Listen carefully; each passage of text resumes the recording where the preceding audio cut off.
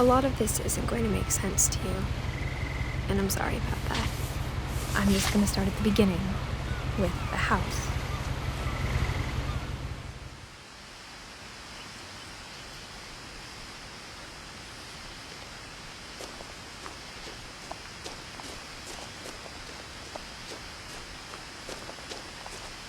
I lived here until I was 11, but I wasn't allowed inside half the rooms.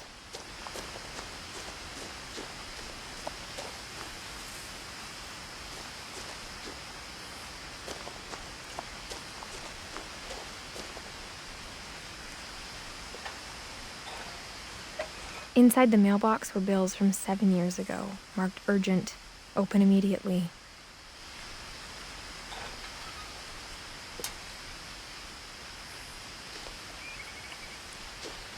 I hadn't been back since my brother Lewis's funeral.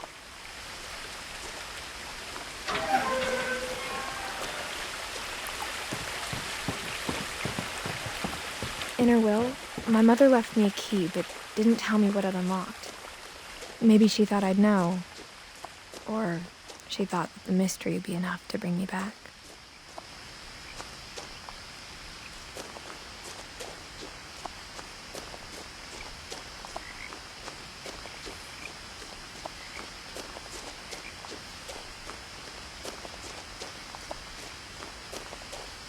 No one had driven this way in a long time, but I saw a few hoof prints.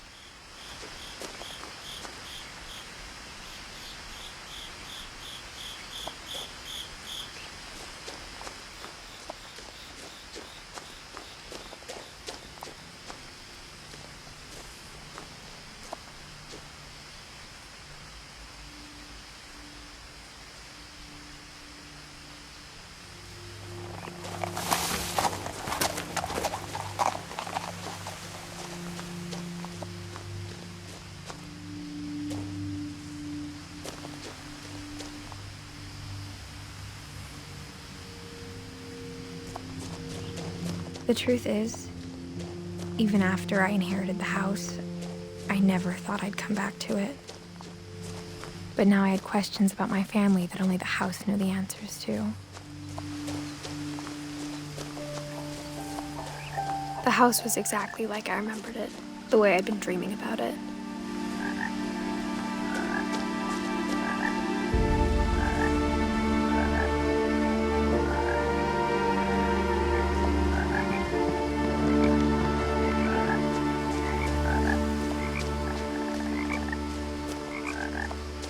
As a child, the house made me uncomfortable in a way I couldn't put into words.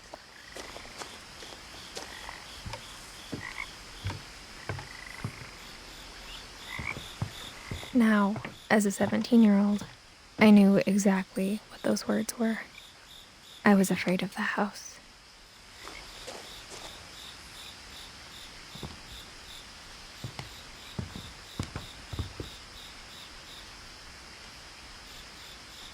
I hoped the key might unlock the front door.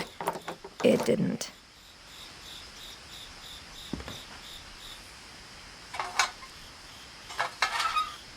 Looking in, I felt like the house itself had been waiting for me.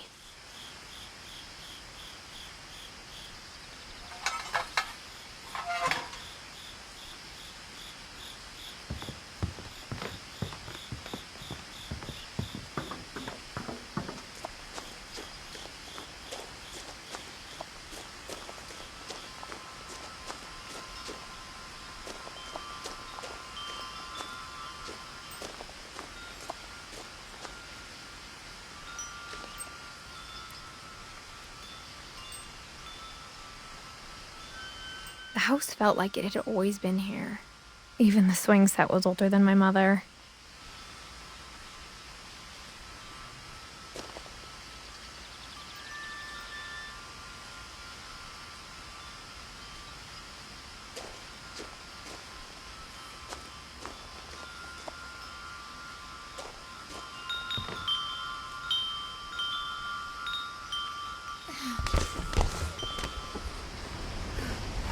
Crawling through the doggy door used to be a lot easier when I was 11.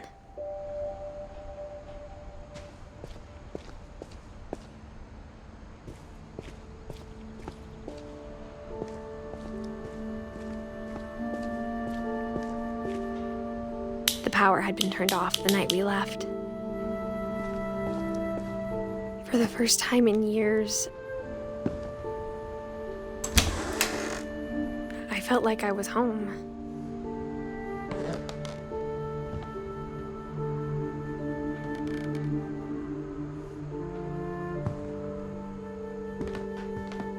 But instead of a family, there were just memories of one.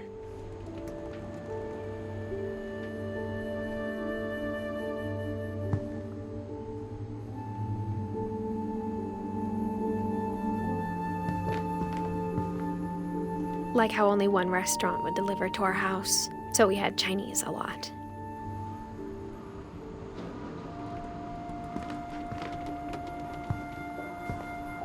Or how after Louis started working at the cannery, we all got sick of eating salmon. Except our cat, Molly.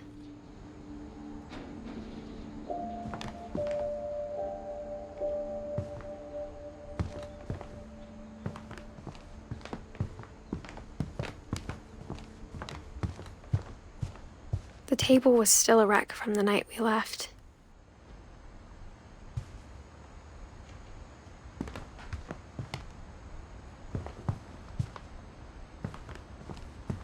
My mom was the only one of us who could imagine Great-Grandma Edie living in a nursing home.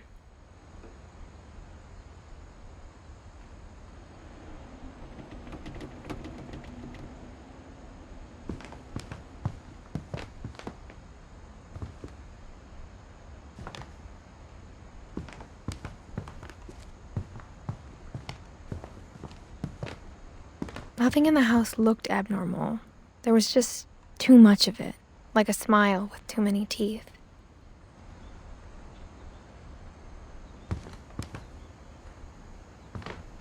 Even the fireplace had a story. Edie told me the bricks came from the original house, after it sank.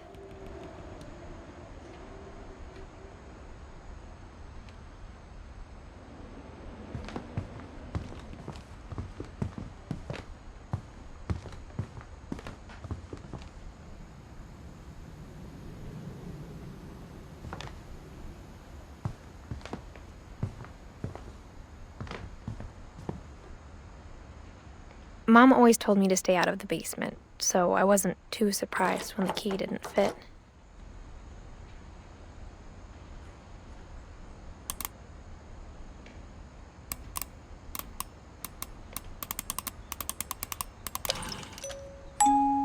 Great-Grandpa Sven built a music box for Barbara, along with the rest of the house.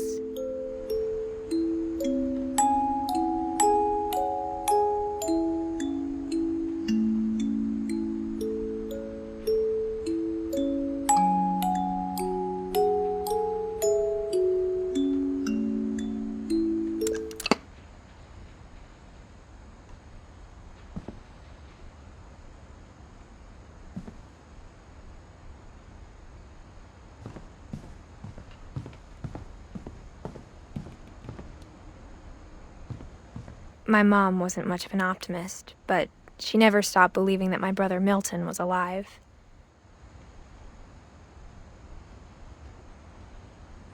A lot of things got left behind in the whirlwind of that last night.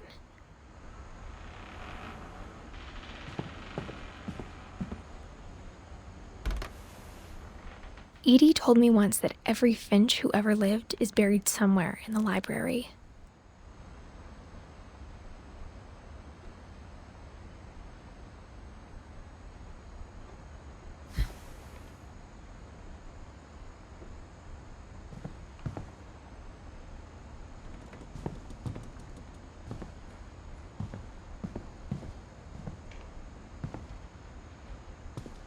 After Milton disappeared, Mom sealed up all the bedrooms.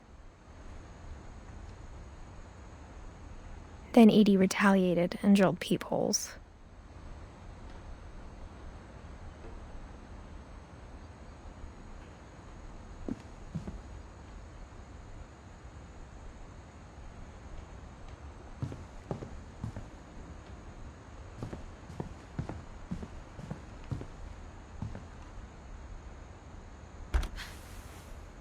The last time I was in Edith Sr.'s room, I was 10 and she was painting my portrait.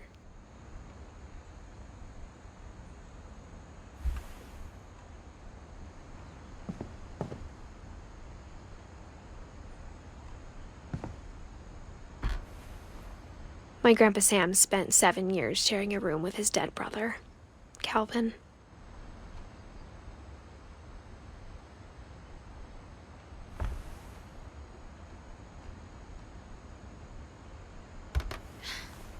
As a kid, I just assumed every house had peepholes and sealed rooms you weren't allowed inside of.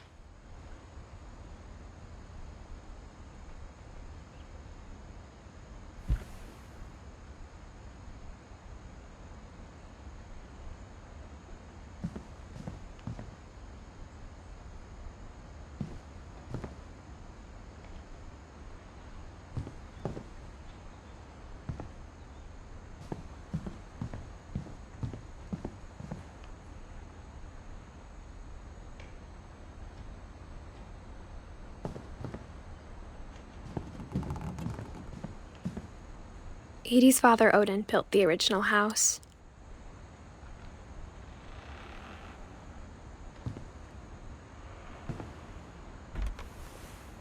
Barbara was a child star for 2 years, until America grew out of it.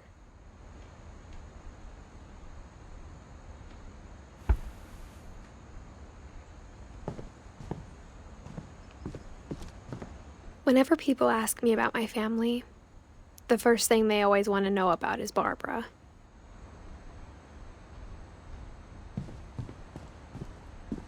Mom must have locked the third-floor stairs on the night we left.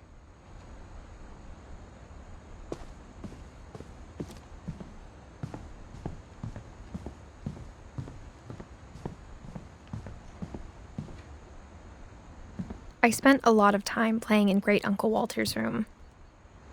I think my mom sometimes regretted not sealing it up.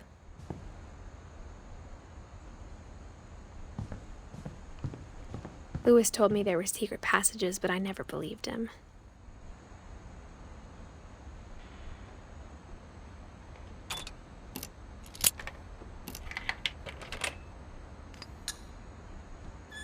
Turns out, my mom was really good at keeping secrets.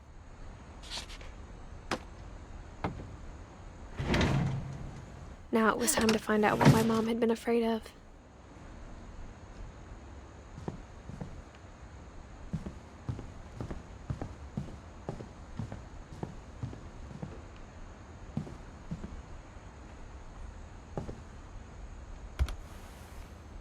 Molly always seemed like a girl I could imagine being friends with, if she hadn't died in 1947.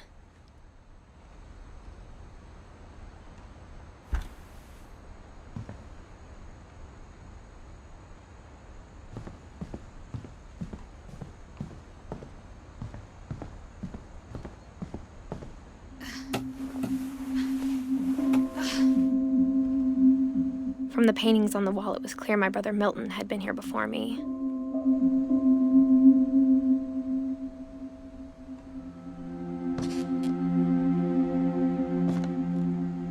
Reading this, maybe it sounds like I had a plan. But I had no idea what was behind that door.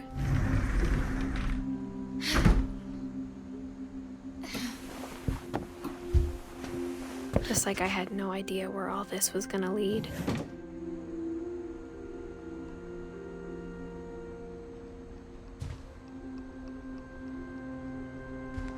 I grew up looking at Molly's room through the peephole.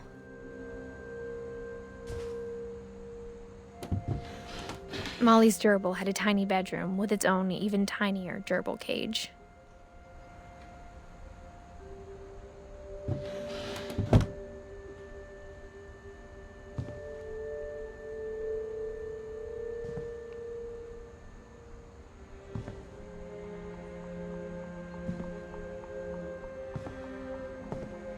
Being inside for the first time, I felt like I'd stepped behind a painting.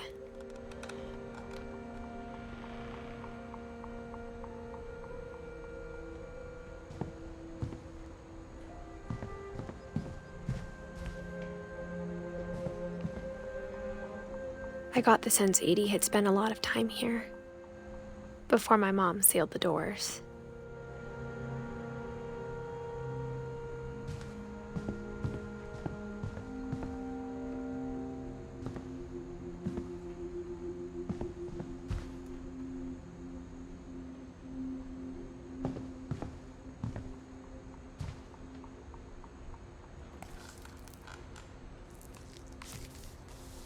December 13th, 1947.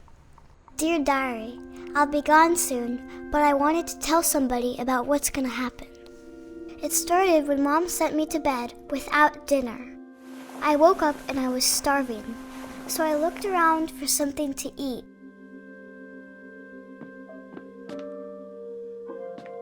The gerbil food was dry, but I didn't mind it.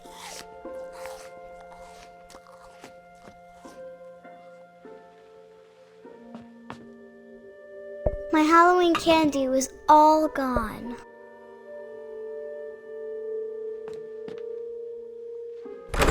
Mom, can I come out now? Sweetheart, it's late. Go to sleep.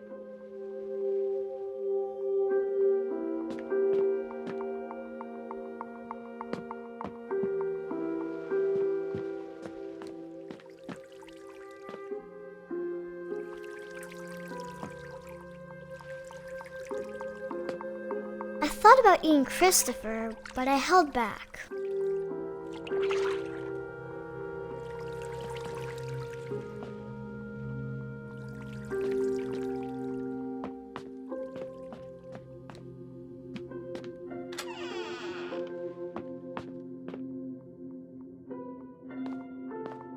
I kept eating and eating.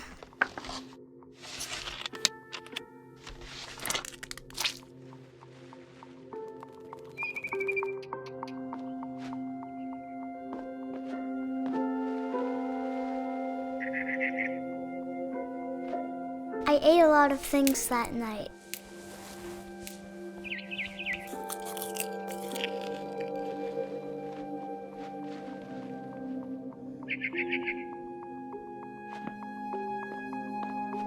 Then I heard chirping outside my window. It was a barn swallow going back to her nest. I reached out for her.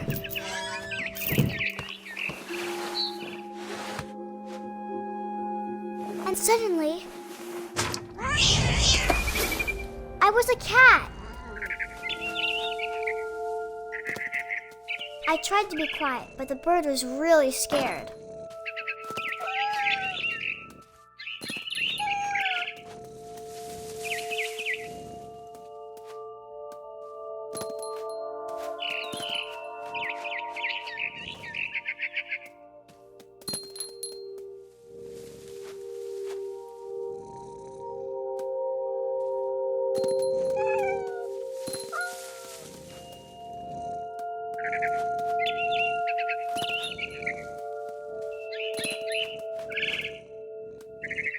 I jumped and I almost got her.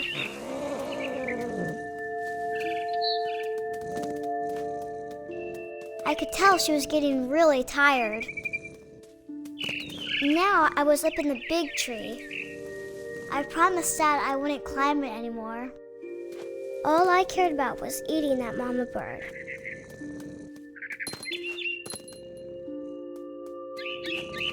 I gobbled her up. And suddenly, I was an owl. First, all I heard was the wind. Then I heard little teeth nibbling in the grass.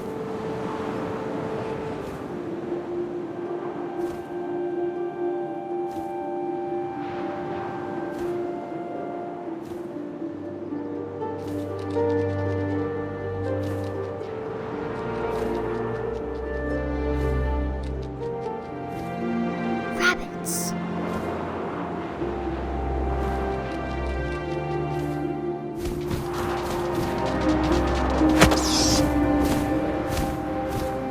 I imagined his face looking up and seeing mine through my talons. I swallowed him up, and I didn't chew one bit. Then I flew off to find something bigger.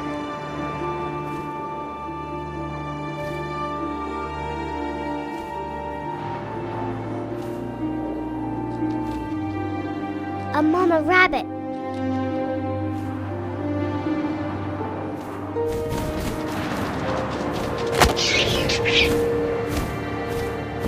She was almost too big to carry. I started choking, but I couldn't stop eating.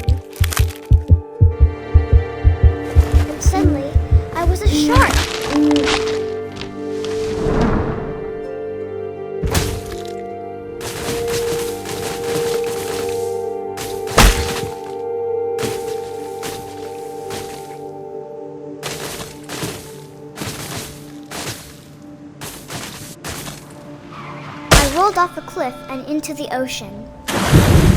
Now, I was hungrier than ever.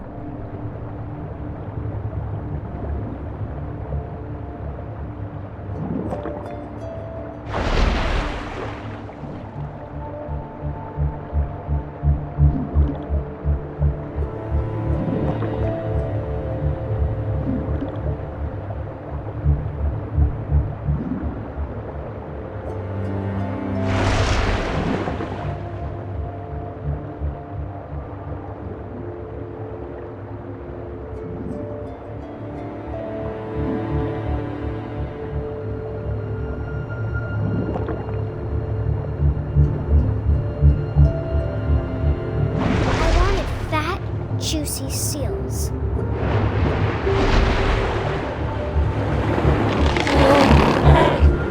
I tore off her flipper and it tasted really good.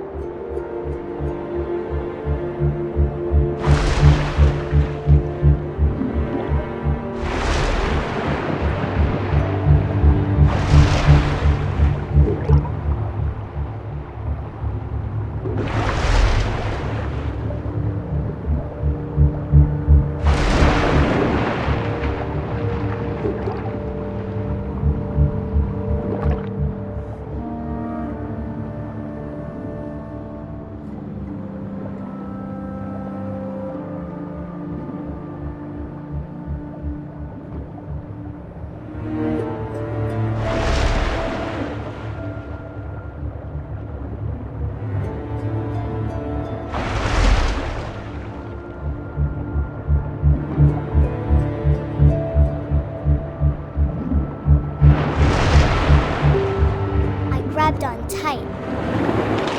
When I was so hungry, I jumped out of the water. When I opened my eyes, everything had changed.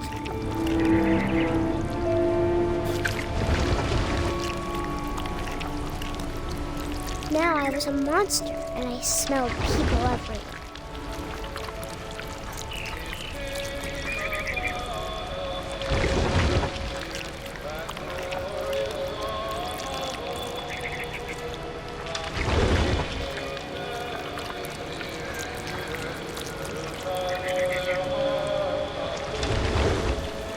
I was big, but I moved real quiet.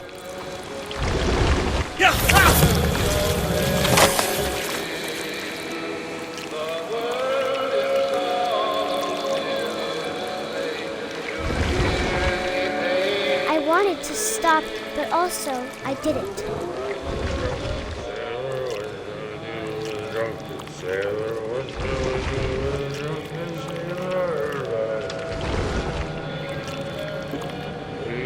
Belly with a rusty razor, his belly with a rusty razor, his belly with a rusty razor.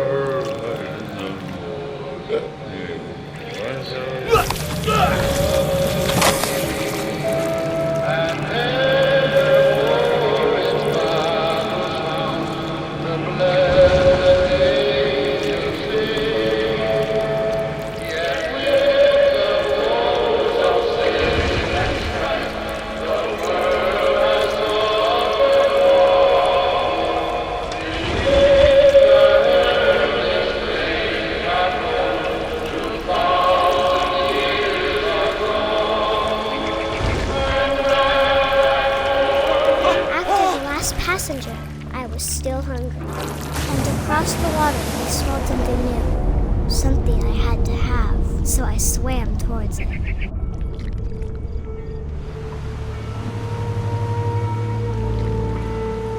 I slithered onto the sand, and the good smell went into an old pipe.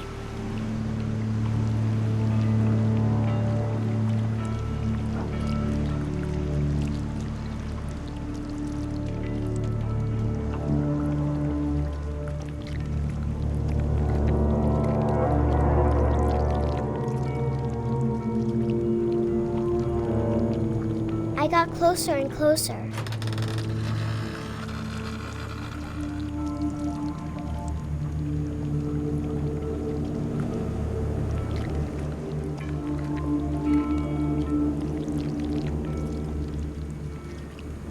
All of my stomach started growling.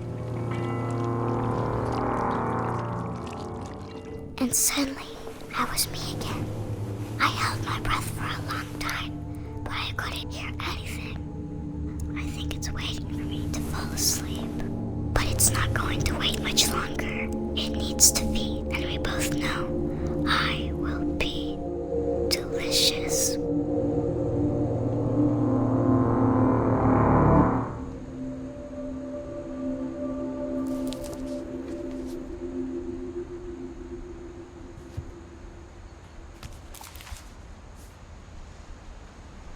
I'm not sure if I believed all of that, but I'm sure Edie would have.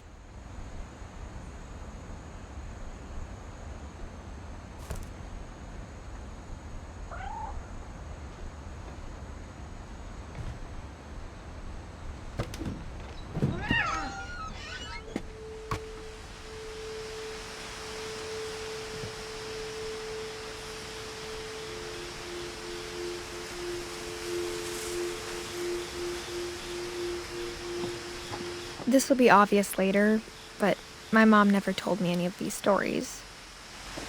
Edie would have, but Mom didn't like bringing up the past. Though, when we adopted a stray kitten, she was the one who named it Molly.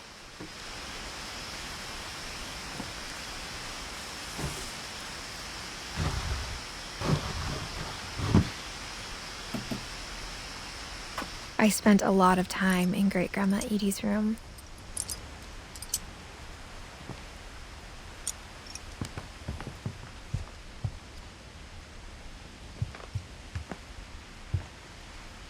Louis died a week before we left, but Edie had already started to memorialize him. Her room was like a museum.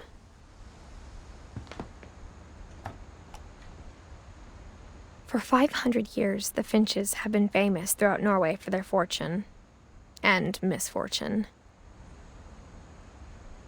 Odin Finch buries the latest victims of the family curse, his wife Ingeborg and their newborn son, Johan. On January 7th, 1937, he set sail with his family and his house, hoping to leave the curse behind. But 40-foot waves off the coast of Washington send the house and Odin to the bottom of the sea. Odin's daughter Edie, with husband Sven and baby Molly, step ashore on their new home, Orcas Island. Odin Finch is the first to be buried in the new family cemetery. His daughter Edie is already dreaming of a new Finch house.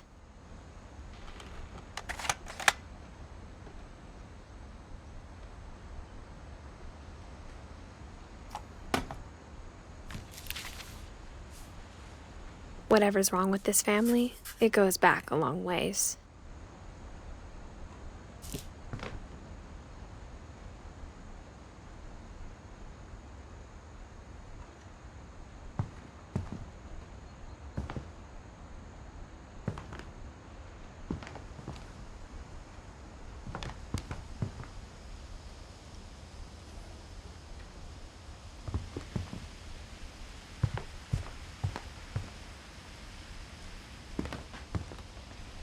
When Edie told people Sven was killed by a dragon, she could also have said he was building a dragon-shaped slide that collapsed. She could have, but she didn't.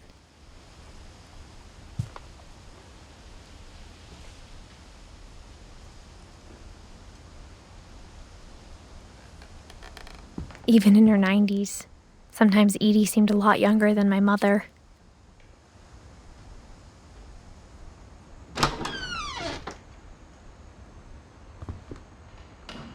The only trace Grandpa Sam's first wife, Kay, left on the house was the pink bathroom. It was a pretty big trace.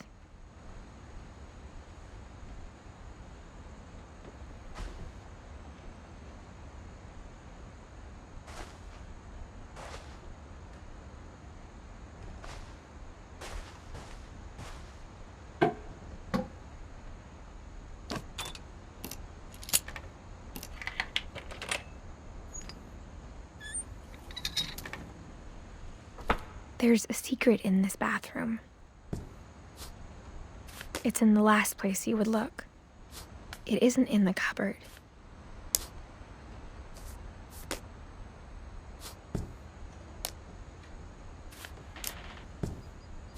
It's hidden in this book.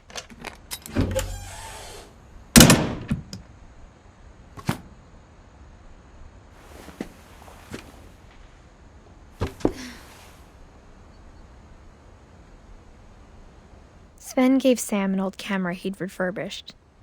He never put it down.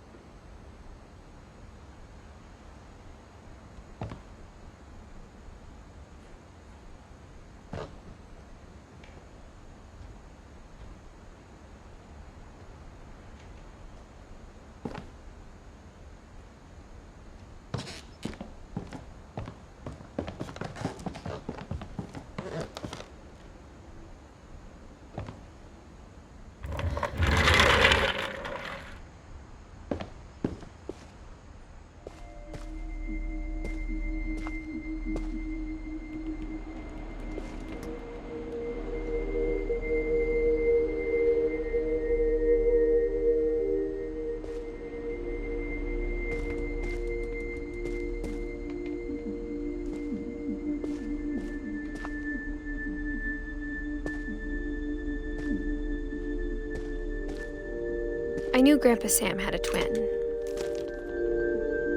and that he never talked about him.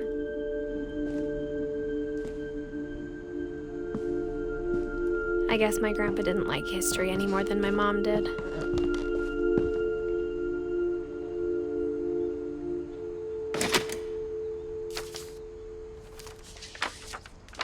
How I Want to Remember My Brother by Sam Finch. The thing I remember is that when he made up his mind, that was it.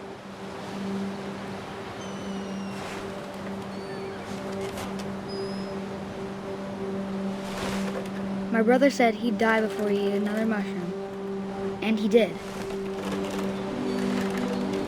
At Barbara's funeral, we swore we'd never be afraid again, and he wasn't.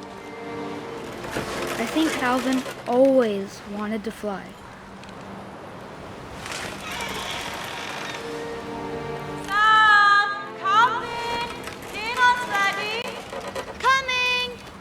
But that day, he finally made up his mind to do it. I told him going around was impossible. Maybe if I hadn't said that. Alvin, I'm not gonna tell you again.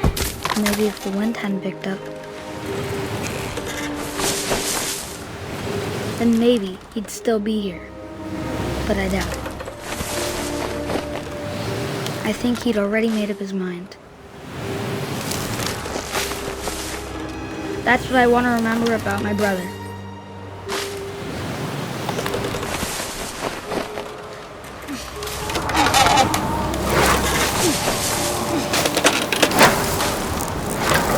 The day he made up his mind to fly. And he did.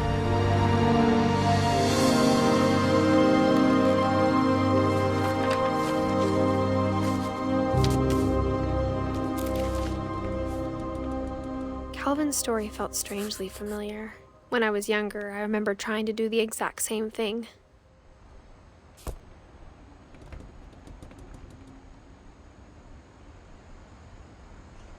After the funeral, Edie roped off Calvin's half of the room.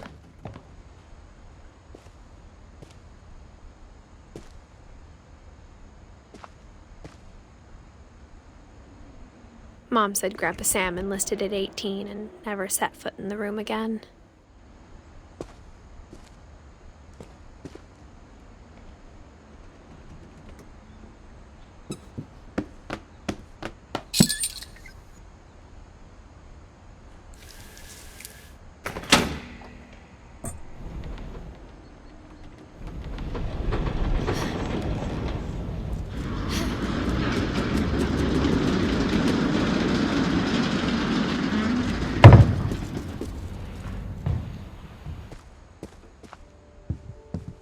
The passages were a pretty tight fit.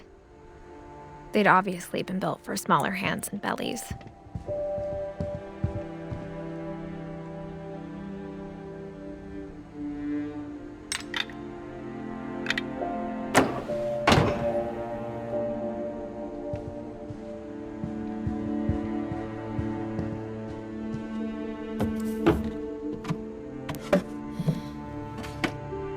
Growing up, I always thought of Barbara as a child star.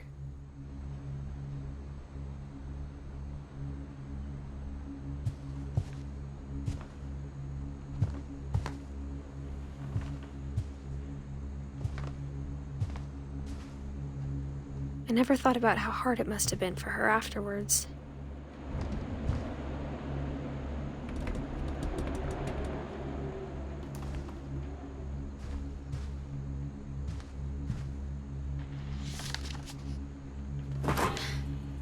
Of all the stories people wrote about Barbara's death, I'm surprised Edie saved this one.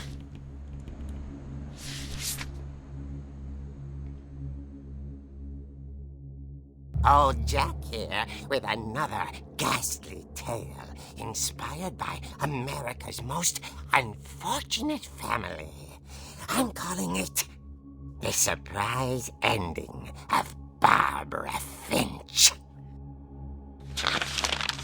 As a child star, Barbara was famous for her scream. Now at 16, she was all washed up. A has-been. But in a lucky break, she'd been asked to perform her signature scream at a local convention for monster movie fans. It was just the boost her career needed. Unfortunately, her scream hadn't aged well. Getting better. I think you just need the right motivation. Her biggest fan and current boyfriend, Rick, was about to demonstrate when... Now that was a great scream. It was Barbara's father, Sven. He'd slipped into a table saw and had to be rushed to the emergency room. So Barbara got stuck babysitting her youngest brother, Walter. Her convention comeback was cancelled.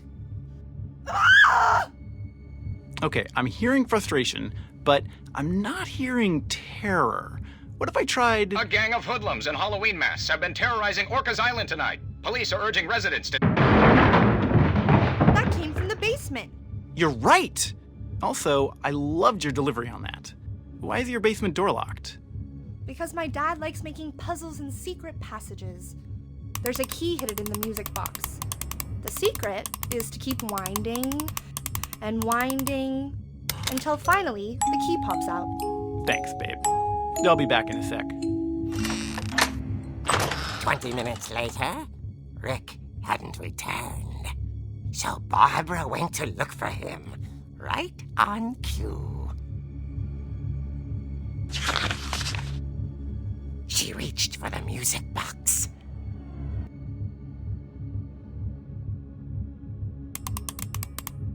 And as she wound the key, she listened for Rick, but the house was silent.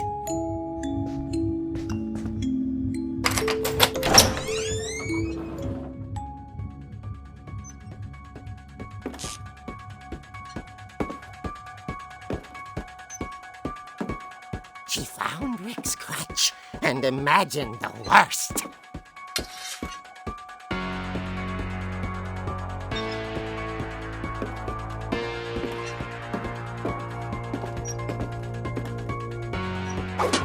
The gang's leader is the infamous Hookman killer, Dr. Carl Hamill, who impaled and then ate his family 10 years ago tonight.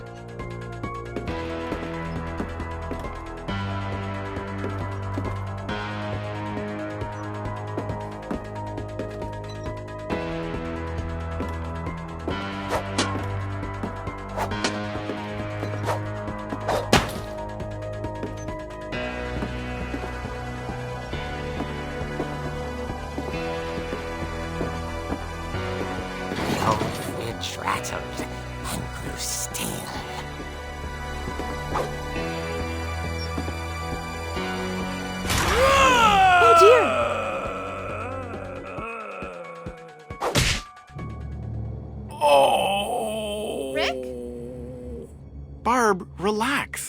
was just trying to scare you to help you find your scream. Well, I'm not scared, Rick.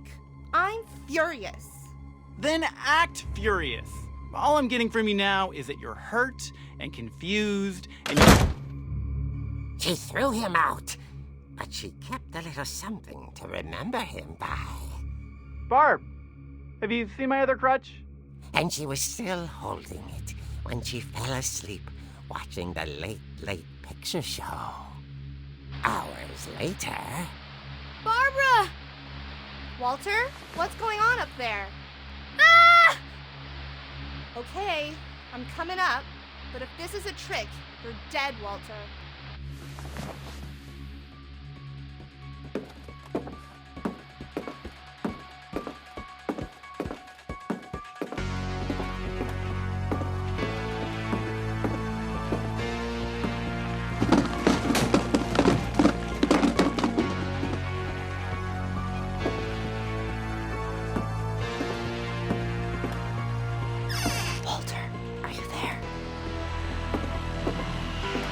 Walter had vanished, but his bedside radio was still on. Orcas Island police describe the man as 6 feet tall, with a steel hook for a hand. Residents are urged to lock all doors and windows and notify the police of any suspicious activity. Barbara turned, saw the hook man, and was speechless. He was quite smashing.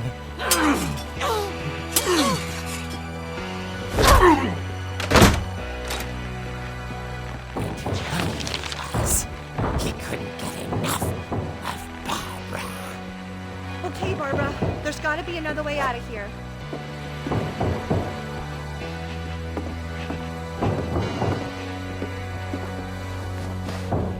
That night, she played her part beautifully.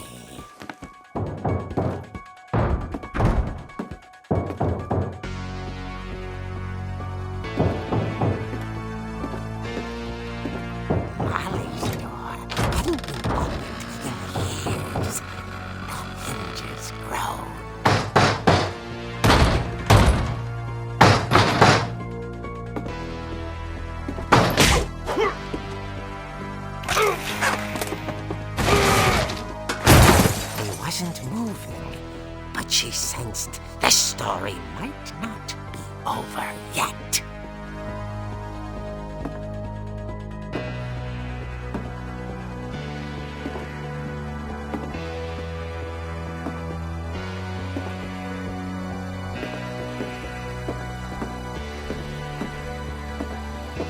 The hookman had vanished. She listened for his breathing, but all she heard was...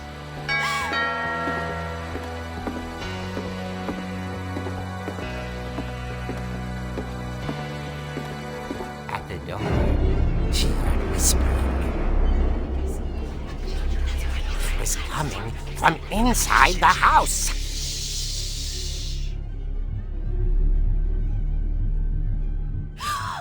Oh dear.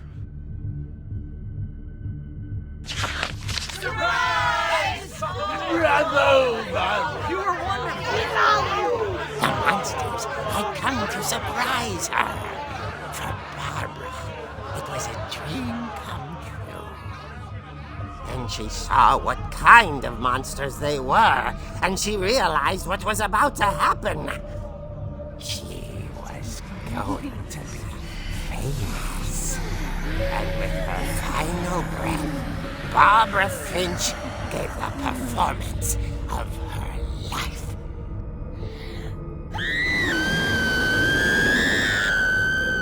I wasn't there myself, but I hear Barbara was magnificent. Poor girl. She had a taste for stardom. But unfortunately, so did her fans. Of course, the police blamed it all on poor Rick, who disappeared the same night.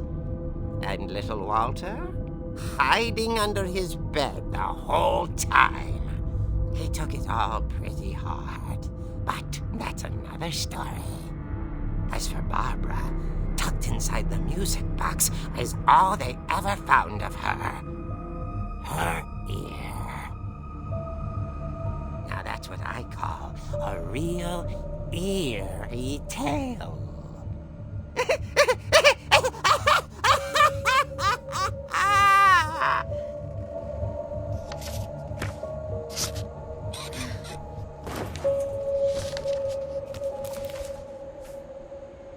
Edie told me all Barbara wanted was to be remembered, as absurd as that comic was. Maybe what Edie saw was a happy ending.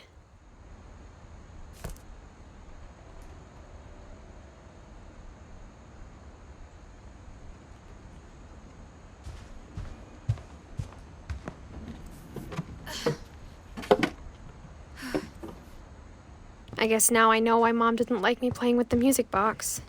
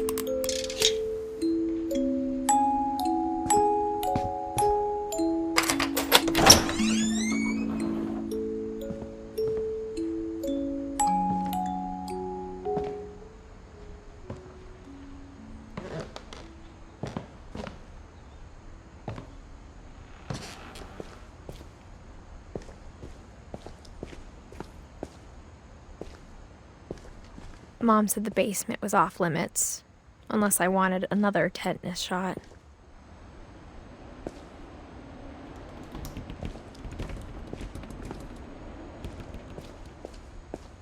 I saw Edie sneak down to the basement once, carrying packages.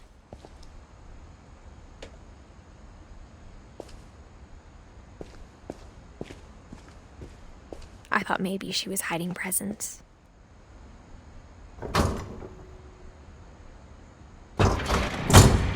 It turned out she was hiding a lot more than that.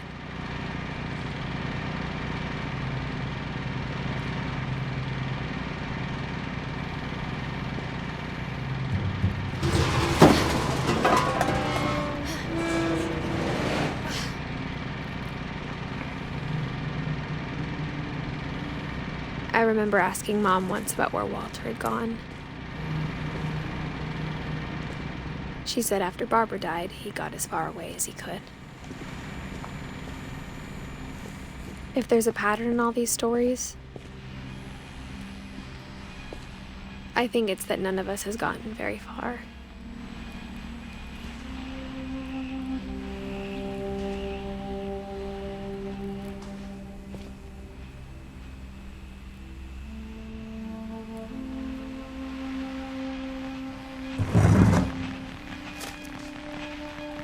Goodbye, everyone.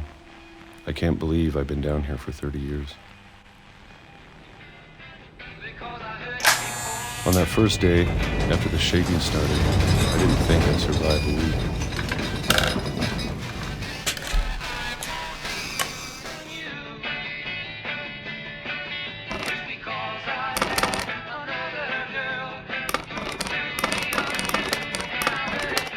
But after a few days, I settled into a routine. That's what kept me sane.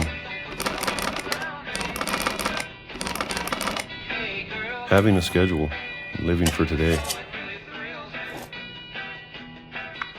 I always expected to be dead tomorrow. But if you wait long enough, you get used to anything.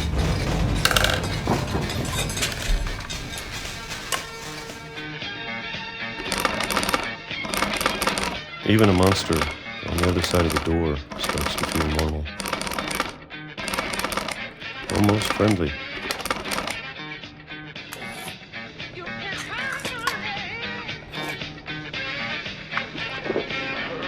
And then one day, everything just stopped. Whatever that thing was, it was gone. Maybe it got tired of waiting. Or maybe I just got tired of being afraid.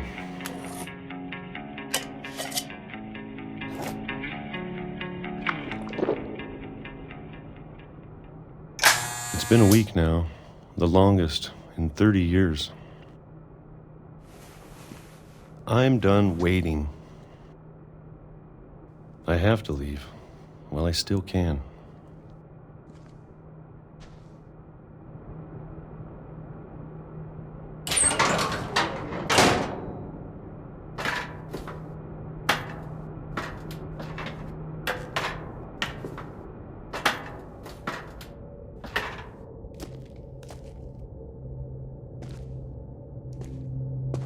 I know it's out there, somewhere.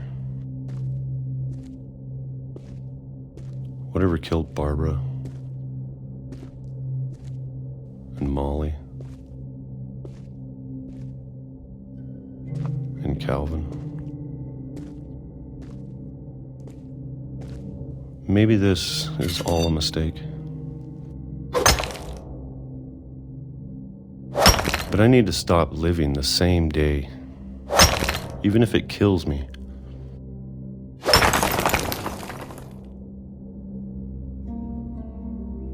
Whatever's out there, I want you to know I'm ready for it. I'm going to appreciate all of it, especially the food.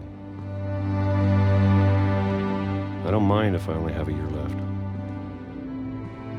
or a month, or a single week. I'd be happy with one more day. I can already imagine the sun on my face.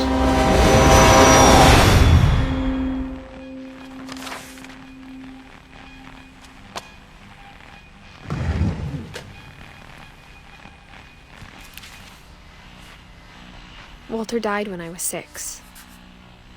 I can't believe my mom never told me he was down here.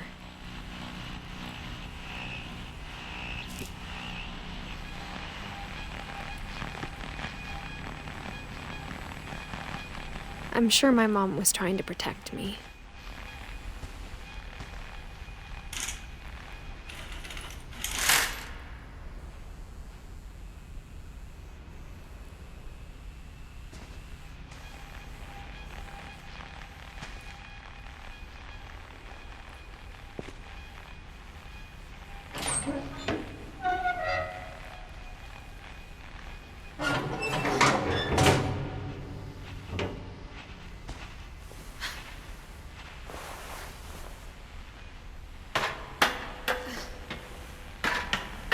Maybe she was afraid I'd end up like Walter. But if she never told me about an uncle under the house, I can only imagine what else she was hiding. I don't want to make the same mistakes she made. Trying to bury something that's still alive.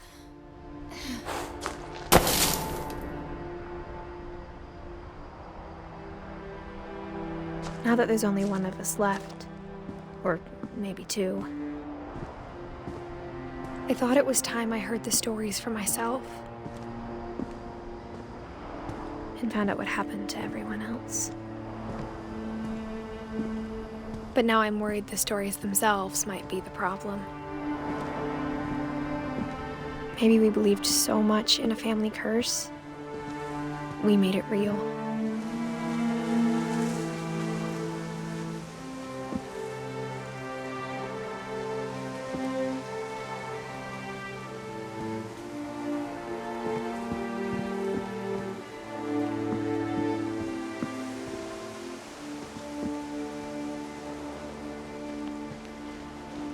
I don't know if I should even be writing this.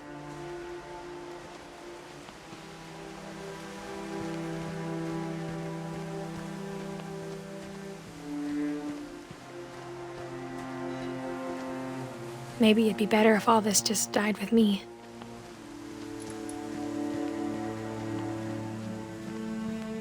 But I thought you should know about your family.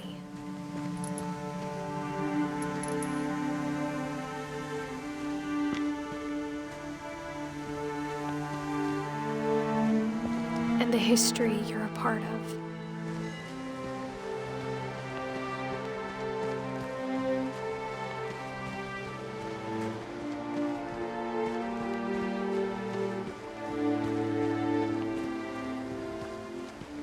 Though to be honest, I feel as lost as you probably do right now. I think the people in these stories believed them, for what that's worth.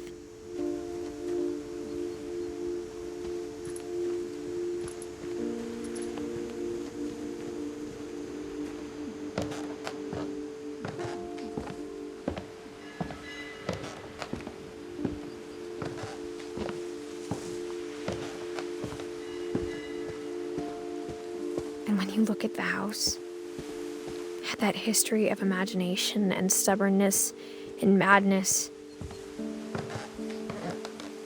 any of it seems possible.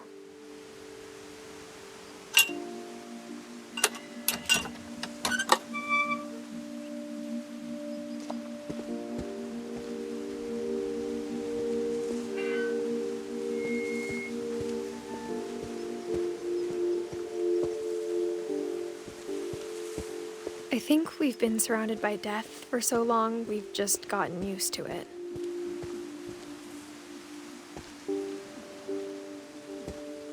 What kind of family finishes building a cemetery before starting the house?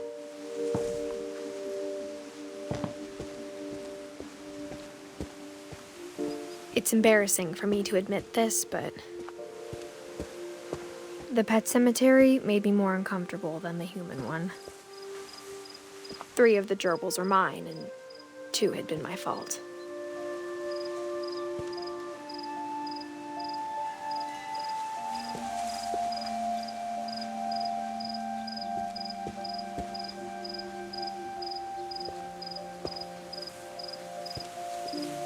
Sven built the house, but it was Edie who designed the cemetery.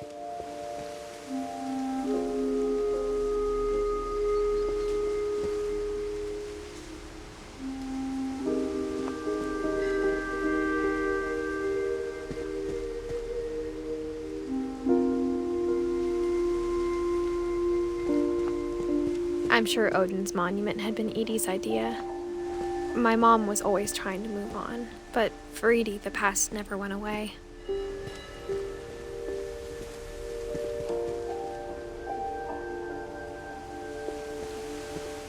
She could see it poking out of the water at low tide.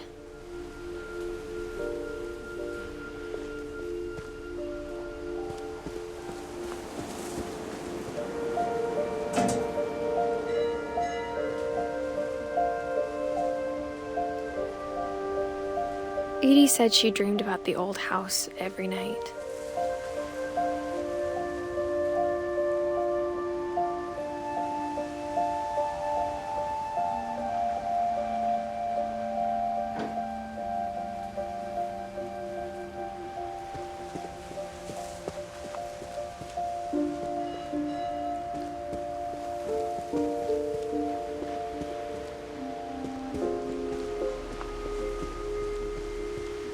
Edie's side was always easier for me to understand.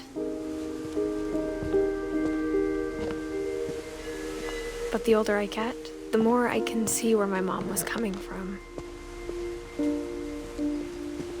Her dad had been pretty strict, but it wasn't enough to save her brothers. She was just trying to do better.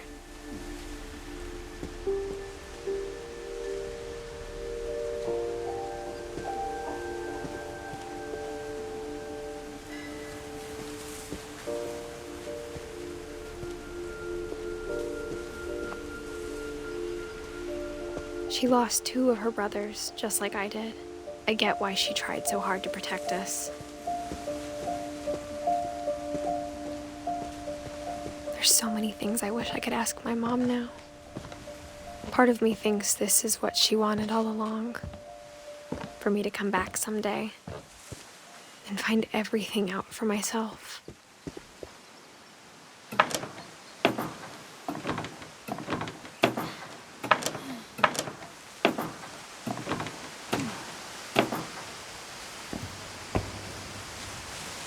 But looking back on it now,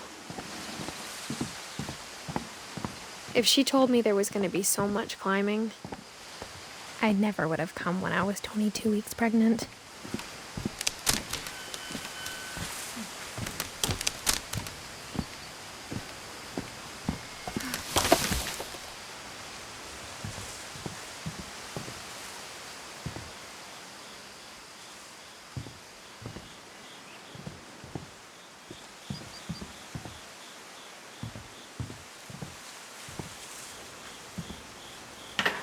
I never met Grandpa Sam, but I think he and my mom had a lot in common.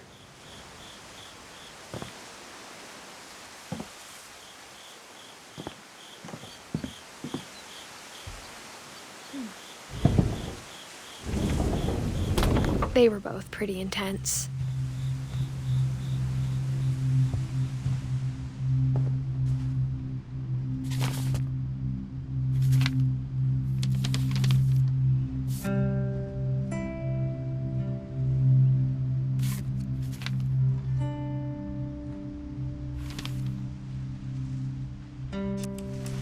Dawn, I promise, you'll never forget this weekend. Yes, sir. These memories are gonna last a lifetime. Perfect. Am I gonna have to shoot anything? It's gonna rain the whole weekend, isn't it?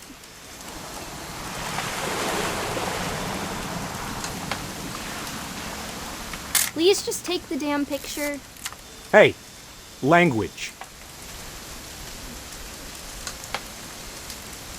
I will never forget this weekend, Dad. That's the spirit. Okay, got it. I'm gonna take some pictures, okay? Just be careful. That camera's older than you are.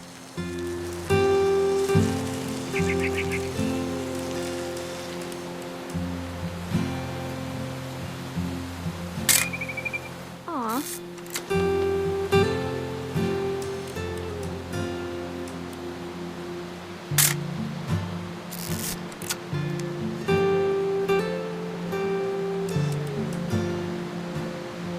You're right, Dad. It's starting to clear up.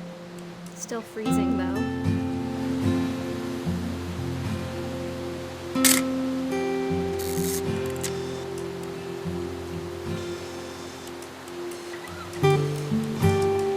Definitely should not have drunk all that coffee. Hold still while I take a picture of you. I definitely won't be moving. Are you done yet? Hey! That's a keeper. Nothing quite like being outside. I'm just saying, I'm not always gonna be here, Dawn. You'll need to remember this stuff, if you want to survive. I'll be fine, Dad. You know who else thought he was gonna be fine? Some guy who died. Dawn, I'm being serious. I know, Dad. You're always serious. Doesn't being out here make you want to chill out? To tell you the truth, I haven't been out here in 20 years. Dawn, don't you think you could find something more interesting to photograph? Last time I was with my brother Calvin. Man, that was a great trip. Dad! Good eyes, Dawn.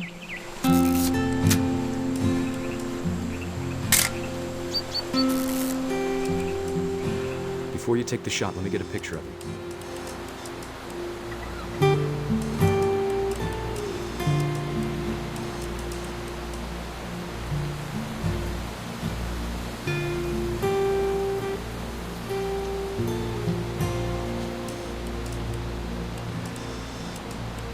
Dad, I... Just breathe. Let me get behind you. Do I have to do this? Dawn, you don't have to do anything. But if you want to survive, you'll need to be strong. Great shot, Dawn!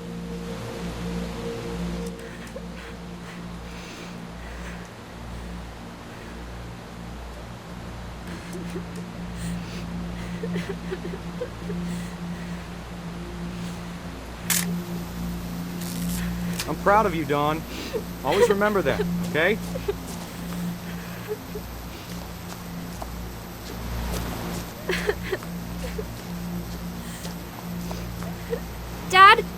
It's twitching.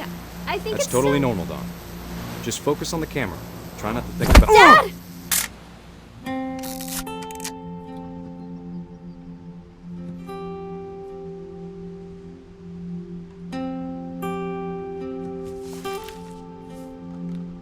Of all these stories, that's the one I wish most that my mom had told me.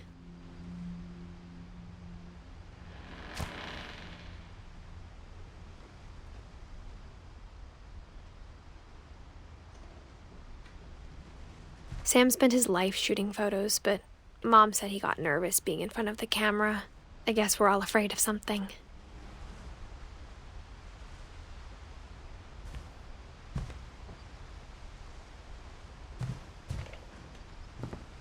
Instead of hiding from death, Sam seemed to go out of his way to meet it.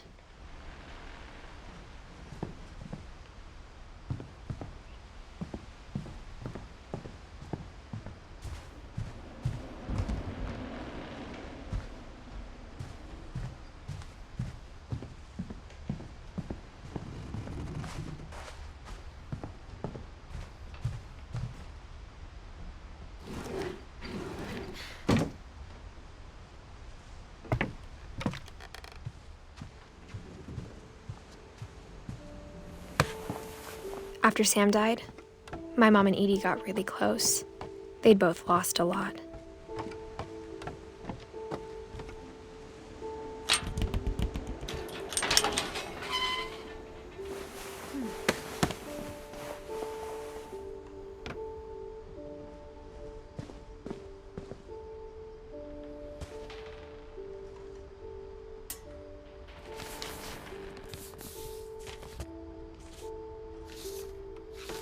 Dear Kay, do you remember the way Gregory used to laugh when he thought he was alone? Like something funny was happening, but only he could see it. I think he saw things the rest of us don't.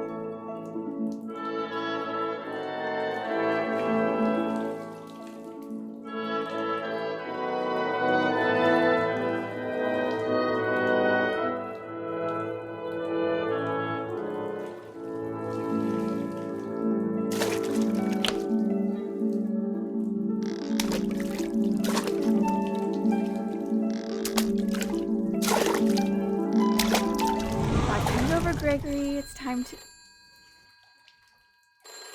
Hold on, sweetie. Hello?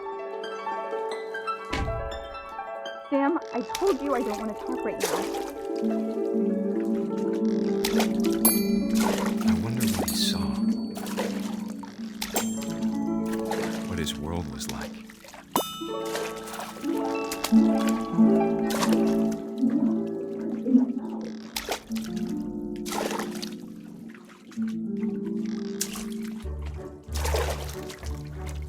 Reminded me so much of Calvin. Lost in his imagination.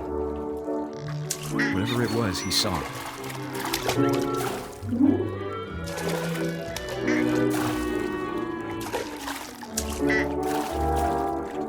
It sure made him happy.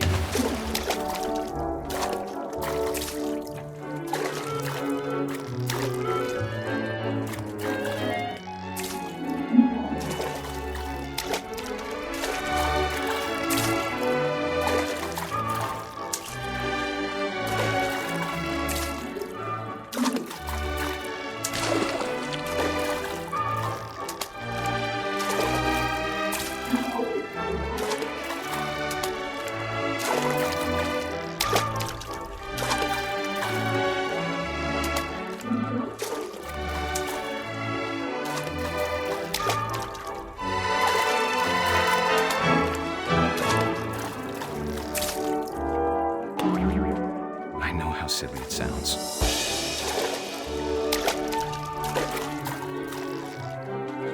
That I worried about a baby being too happy.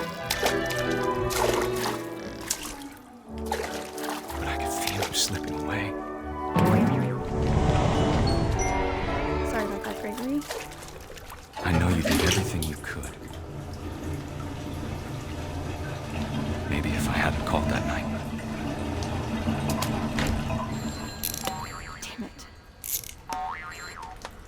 Hold on, I don't want Gregory to hear this.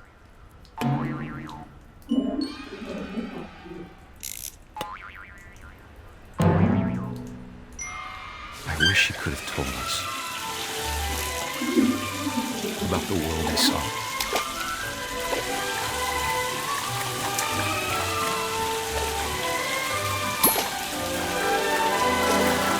There's so much I don't understand about Gregory, about everything.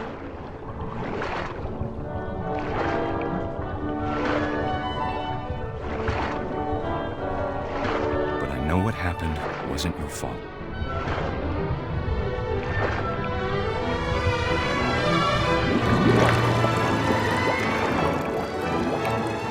I'm sure he's happy.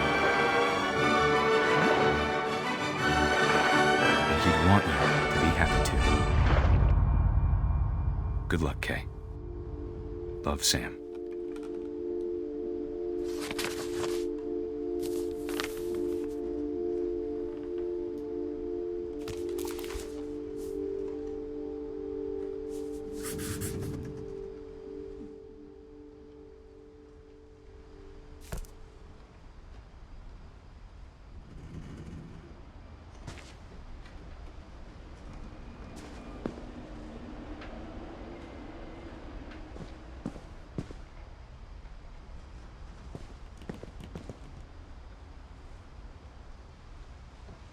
I can't imagine my mom ever writing poetry, and yet...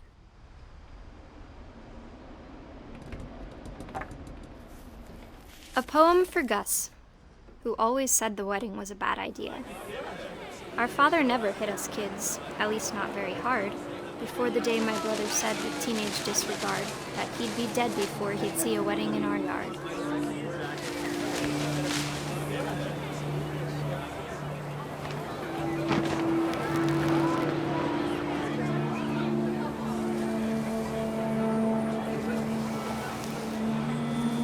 Father made him come, of course, but Gus stood far apart, just flew his kite and bottled up the storm inside his heart.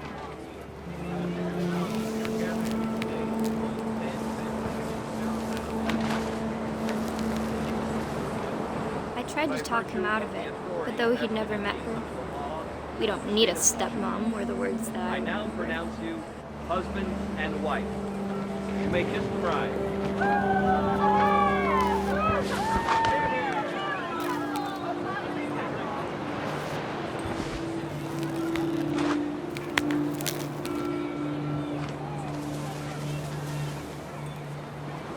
When the time for photos came, Dad ordered him to come here. But Gus declined, and as a sign held up his middle finger.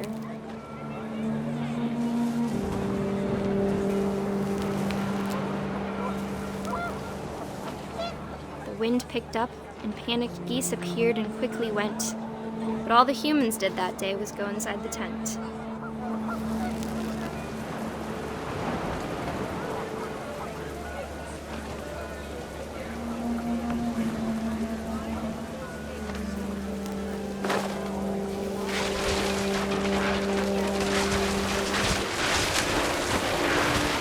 Rain came down in buckets then, but no one seemed afraid that nature might destroy the tent our dad had crudely made.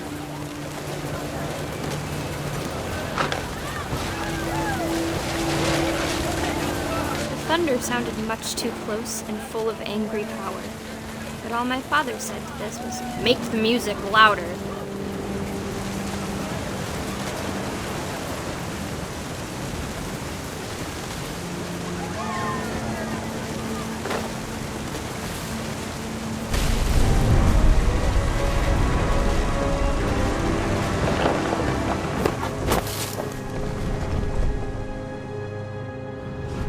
I wish that I could truly say I thought about you on that day.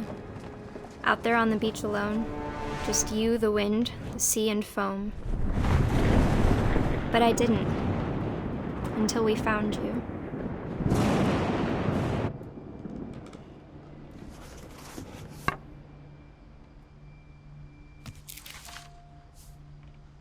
She never talked about him, but Mom told me once if I was a boy, they were going to name me Gus.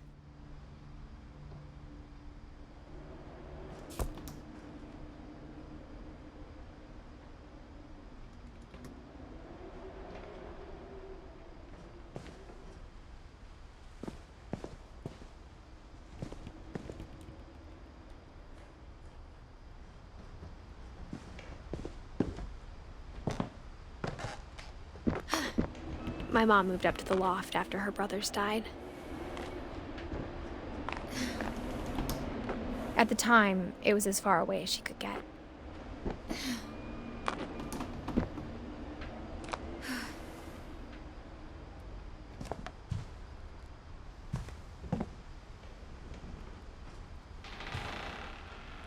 She spent a summer building houses in Calcutta, where she met my dad, Sanjay.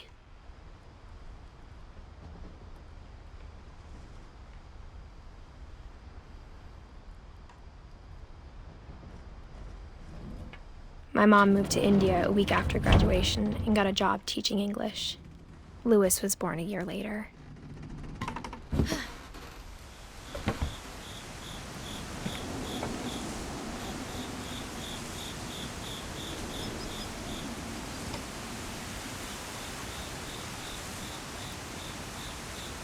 When my dad died, I don't think Mom knew where else to go. I'm sure Edie was happy to have her back.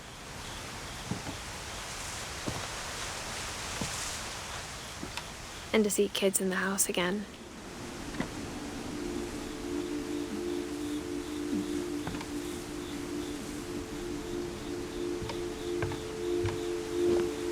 The house had to get a little bigger, but Edie was used to that.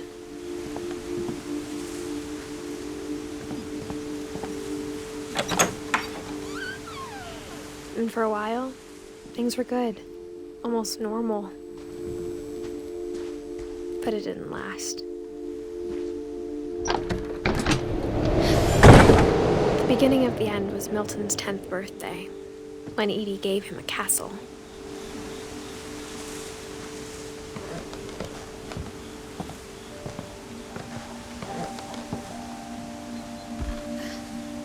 After Milton disappeared, the only thing he left behind was a room full of paintings.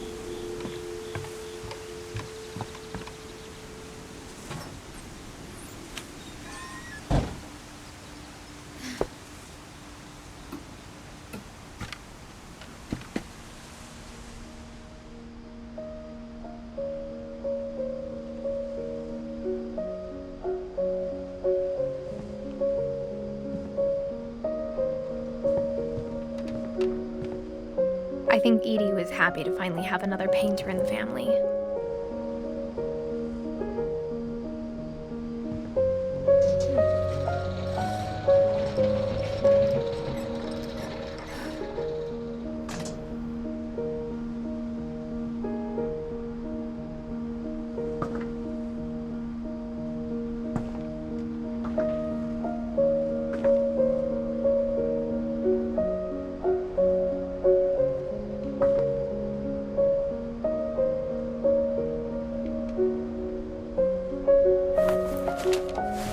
Milton Finch in The Magic Paintbrush.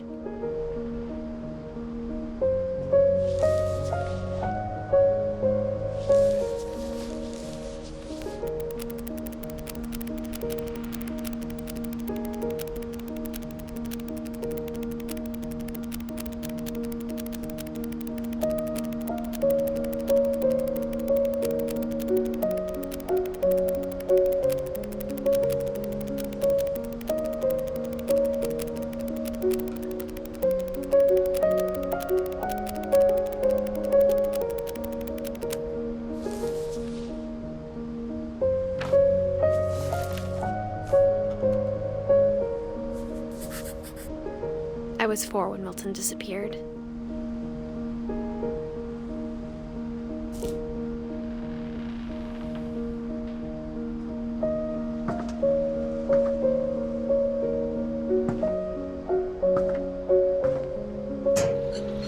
Mom spent months searching for my brother. Then she sealed the doors.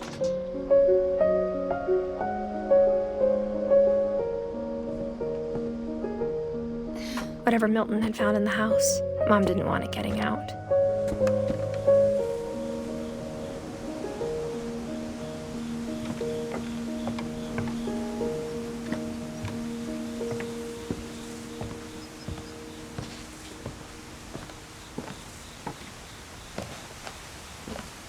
Mom definitely blamed Edie, but I think Louis blamed himself. After he graduated, he just spent more and more time in his room, until Mom got him a job at the cannery.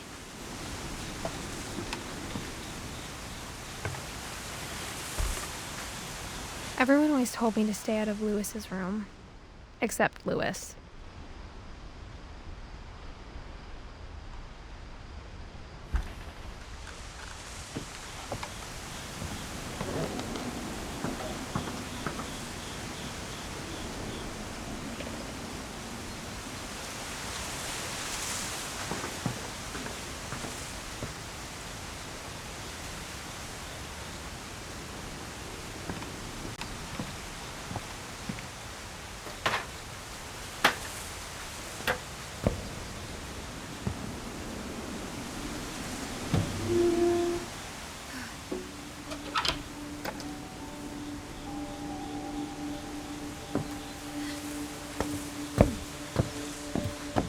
Louis's room smelled very, very familiar.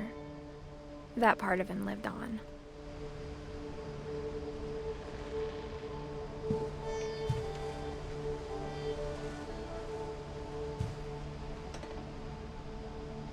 Louis and I spent a lot of time playing games together, but he was surprisingly bad at them. He died a lot.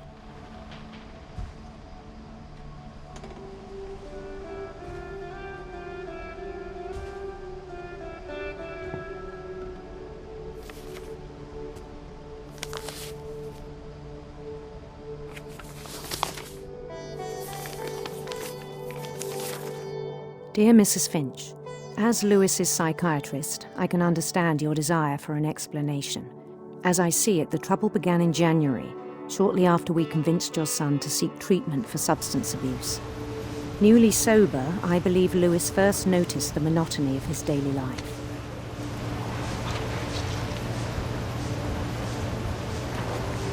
He kept working at the cannery,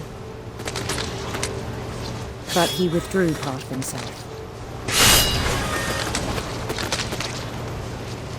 In our sessions, I saw the same behavior. His mind began to wander.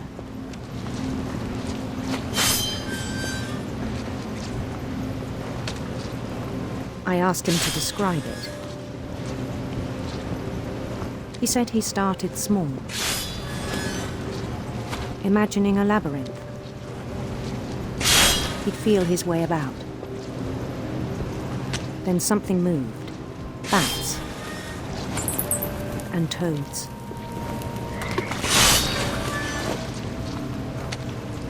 And things that have not names.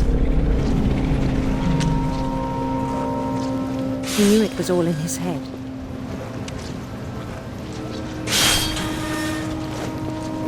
But he took it very seriously.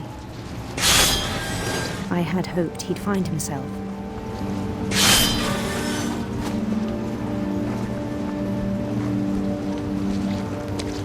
But he found something more.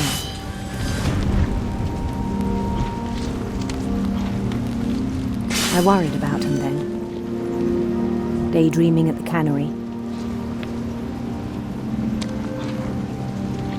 I spoke with his boss, but he said Louis had become a model employee. Methodical, tireless, focused. Like a whole new Louis. So I let him go on.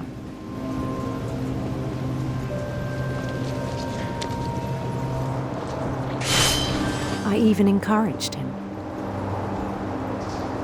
It seemed very promising at first. He told me he'd made a new friend.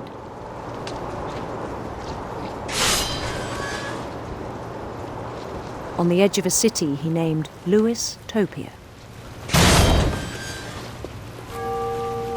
He built the city up slowly, brick by brick.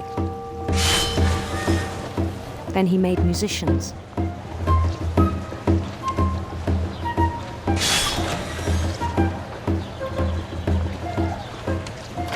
And songs for them to play. He talked about starting a band. And he was always humming something. Every day his imagination grew stronger.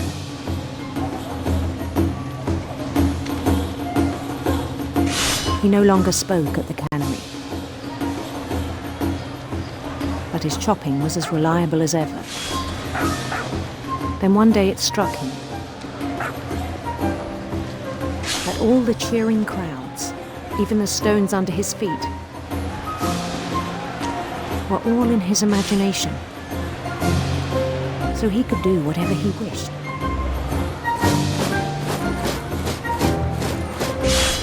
He held an election for mayor. And he won.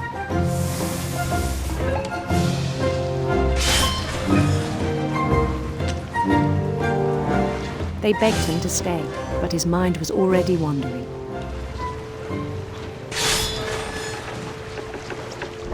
It became a game for him.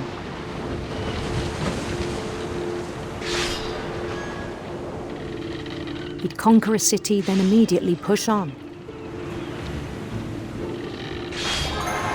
New Louisville. St. Louis. He started drifting away from our reality.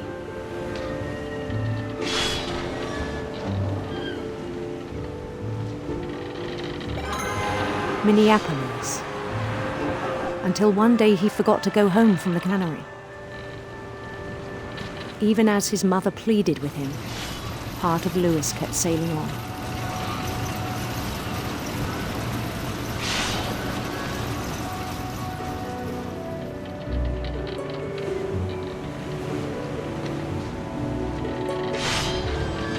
In Louisburg, he heard rumors of a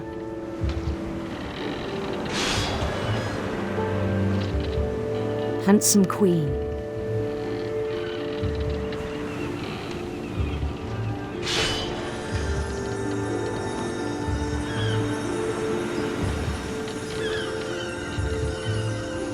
The queen was on her own quest for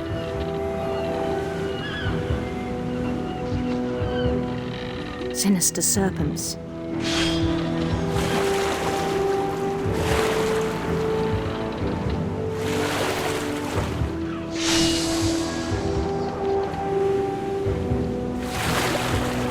He followed the sound of her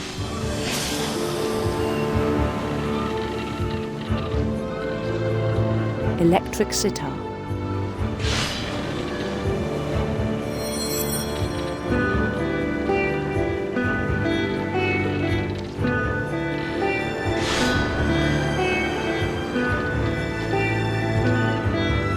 His chase led him to a golden palace east of the sun and west of the moon. Even then, his logic remained sound. He knew the world was all in his imagination.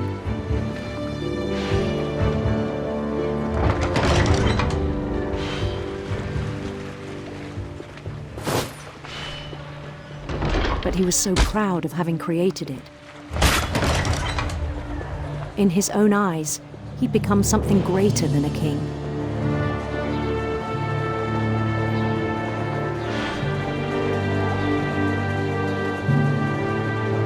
For someone who'd never known success in the real world, I think it was overwhelming. And then it struck him that the real Louis was not the one chopping salmon, but the one climbing the steps of a golden palace.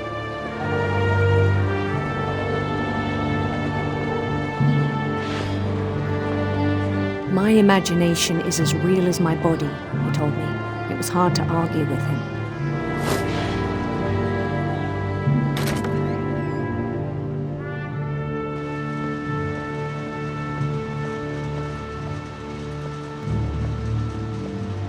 I began to forget the world we know.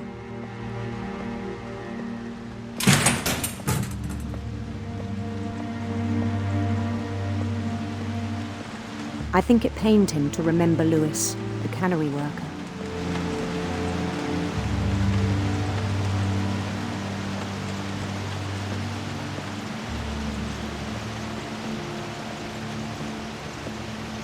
He began to despise the man with a royal contempt.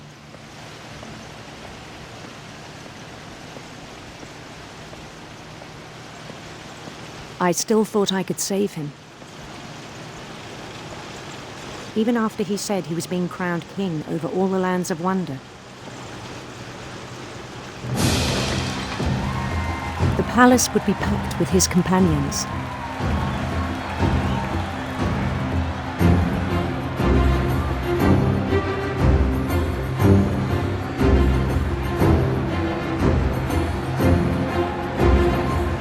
Including the wise Calico who'd insisted on advising him.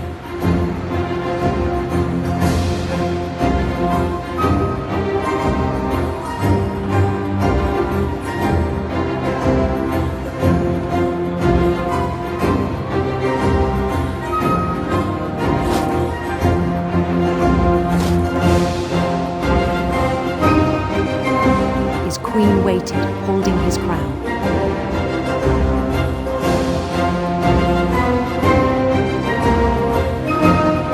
There was only one thing left to do.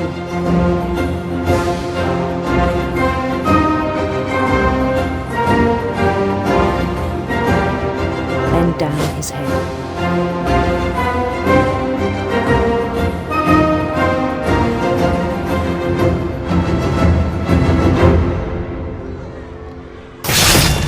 And the rest I think you know. Mrs. Finch, your son was a kind man who will be missed by all of us who knew him.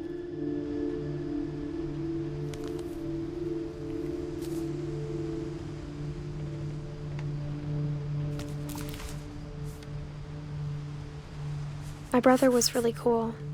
I wish you could have met him.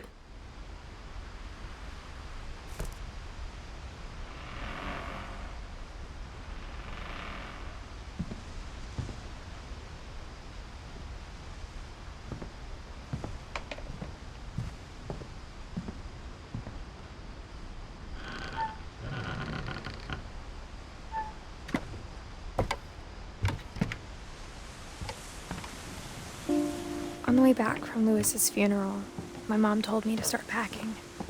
She waited until the day before we left to tell Edie. I'm not sure if she wanted to make it easier or harder.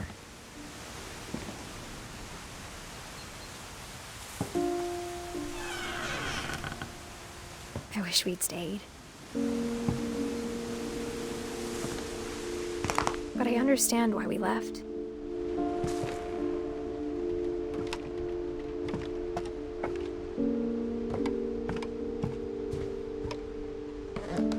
My mom ended up leaving everything behind.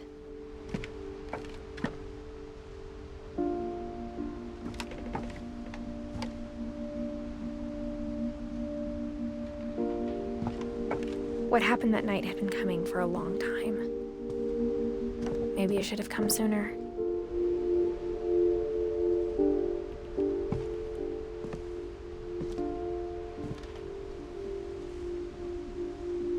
But it had to end one way or another.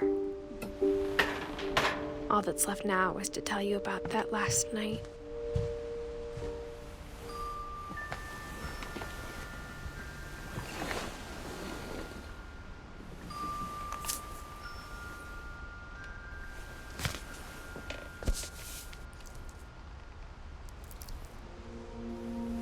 That whole last day, Edie just watched us pack and didn't say a word.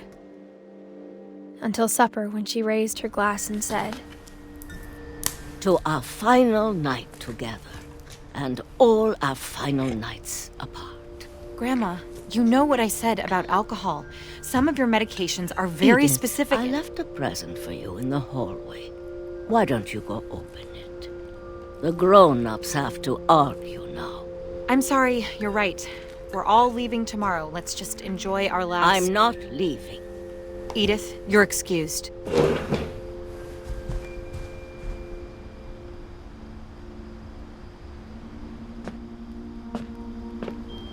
The power had been shut off that morning, but Edie always had plenty of candles. When my mom sealed the library, I don't think she knew about the other entrance. Or that Edie had a key to it.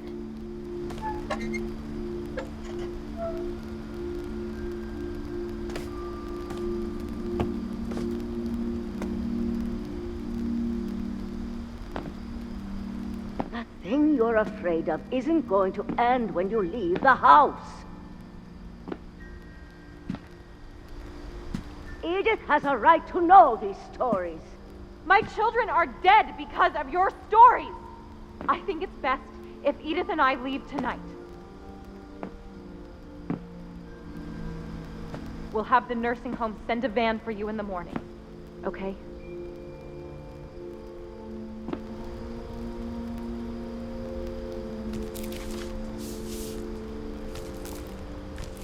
Dear Edith, there's so many stories I wish I could tell you, but there's only time for one. This is about what happened on the night you were born. That night, the tide went way, way out. It was the first and last time I ever saw the old house aground. There'd been an earthquake out in the middle of the ocean. They called it the lowest tide in 1,000 years. God, it smelled awful. You know, I've seen that house every day of my life. But I never thought I'd go back to it. When the fog rolled in, I lost my way.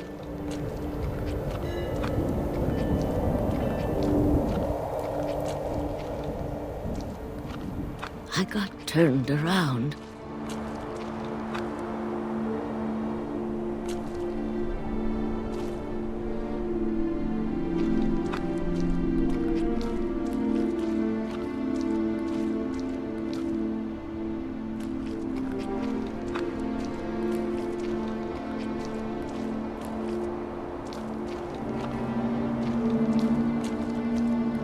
I started seeing things.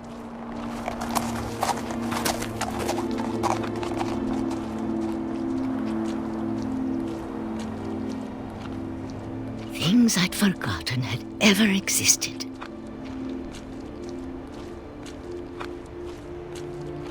But when I saw them, they felt like old friends.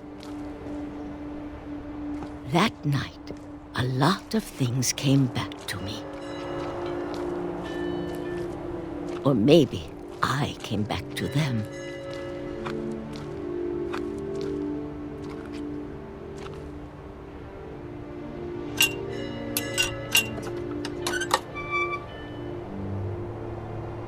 Things I can't explain, but that I need you to try and... Edith, what are you doing in here?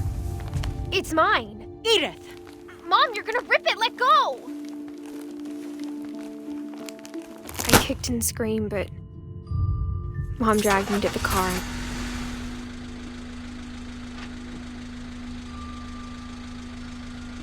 I never saw Great-Grandma Edie again. The next morning, the van came to pick her up, but she was already gone. After that, we moved around a lot.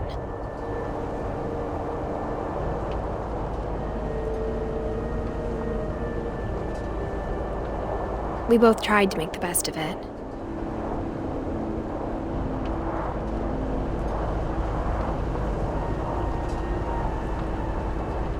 A few years went by.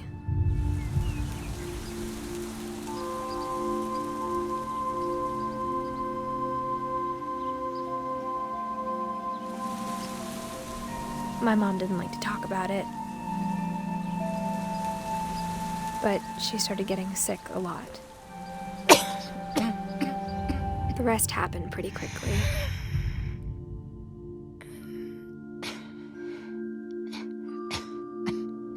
She got better for a while,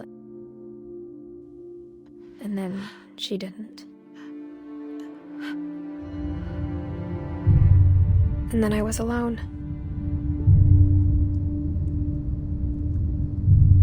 The last Finch left alive.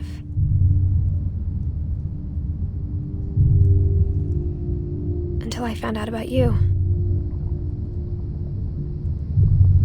I'm still not sure what to tell you about all this.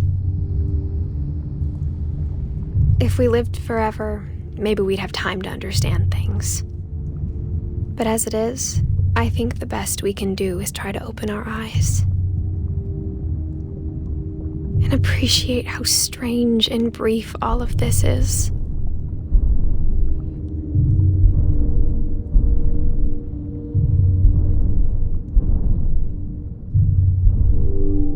This journal was supposed to be for you.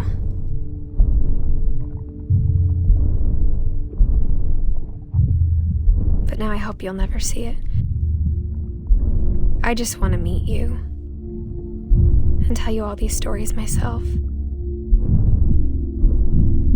But I guess if you're reading this now, things didn't work out that way.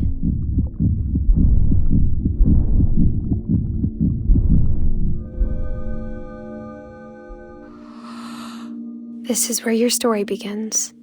I'm sorry I won't be there to see it. It's a lot to ask, but I don't want you to be sad that I'm gone. I want you to be amazed that any of us ever had a chance to be here at all. Good luck.